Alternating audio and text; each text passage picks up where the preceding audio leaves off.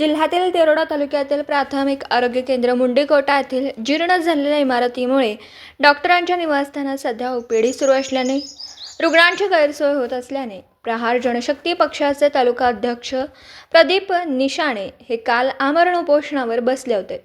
इमारतीचे बांधकाम तसेच रुग्णांची होणारी गैरसोयीच्या अशा अनेक मागण्या पूर्ण होत नाहीत तोपर्यंत जीव गेला तरी उपोषणावर बसून राहणार असल्याचं सांगितलं होतं। याची बातमी N24 मराठीने दाखवली व प्रशासन जागा झालं।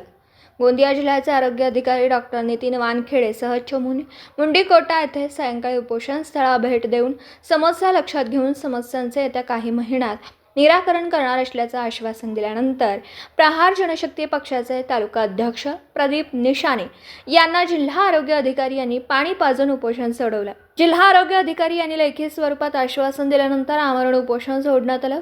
यावेळी जिल्हा आरोग्य अधिकारी सह त्यांची चमू व मुंडेकोटा प्राथमिक आरोग्य केंद्राचे वैद्यकीय अधिकारी डॉक्टर पलाश शहारे उपस्थित होते।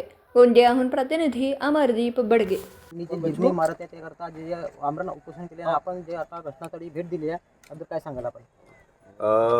प्राथमिक आरोग्य केंद्र मुंडेकोटा येथील जी जीर्ण इमारत आहे त्याचा आपल्याला VNIT कडून जेव्हा आपल्याला रिपोर्ट मिळाला की हे डिस्मेंटल करायचं आहे त्याच्यानंतर आपण PSC बाजूला क्वार्टरला शिफ्ट केली। त्याच्यानंतर त्याच्यासाठी आपण निधीसाठी जी काही तरतूद असते ती तरतूद जिल्हा परिषद सर्वसाधारण समितीमध्ये आपण त्याची मागणी केली। त्याच्यानंतर मग आपण कलेक्टर ऑफिस जे आहे आपल्या DPC जिल्हा नियोजन विभागाला निधीची मागणी केली। त्यानंतर निधी मंजूर झाल्यानंतर आपण प्रशासकीय मान्यता आणि त्याच्यानंतर मग आपण टेक्निकल सँक्शनला आपण इमारत टेक्निकल सँक्शनला आपण मुंबईला पाठवलेलं आहे आणि ते लवकरच प्राप्त होईल याकरिता आम्ही त्याचा पाठपुरावा करत आहोत। श्री पशिनेजी यांनी जे आज उपोषणाला बसले होते तर तो जनतेच्या याच्यासाठी लवकर इमारत व्हावी यासाठी ते बसलेले होते।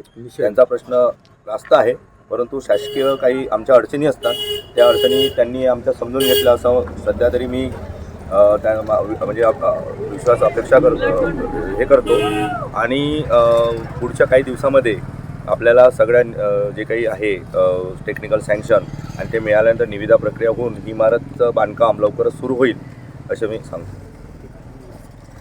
की आज 3 फरवरीला आम्ही सकाळपासून उपोषणावर बसलो होतो आमरण उपोषणावर, पण एक डेलिगेशन त्यांनी पाठवलं होतं आरोग्य अधिकाऱ्यांनी आणि ॲक्च्युली स्वतः ते आता आले आणि काही त्याच्या टेक्निकल अडचणी वगैरे जे होते आमच्या ज्या काही मागण्या होत्या त्या सरांनी आम्हाला लिखित स्वरूपात दिलेल्या आहेत आणि त्यांनी आम्हाला 15 दिवसाचं एक ड्युरेशन मागितलं की 15 दिवसात जर आमची जी मान्य आमची जी अट आहे ती मान्य जर नाही केलं तर तुम्ही आंदोलन करू शकता, त्यांनी हा शब्द दिलेला आहे आणि त्यांनी हेही शब्द दिला की आम्ही अति तातडीने लवकरात लवकर ते काम करू असं आम्हाला आश्वासन दिलेलं आहे आणि त्याच आधारावर आम्ही आमरण उपोषण मागे घेतोय।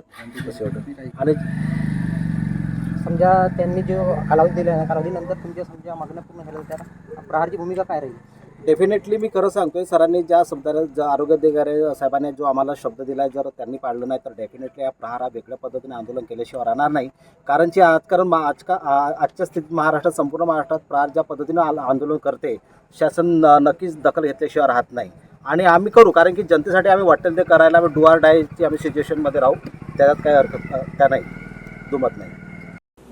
दिवसभरातील घडामोडींचा आढावा घेण्यासाठी पाहत रहा N24 मराठी न्यूज चॅनल।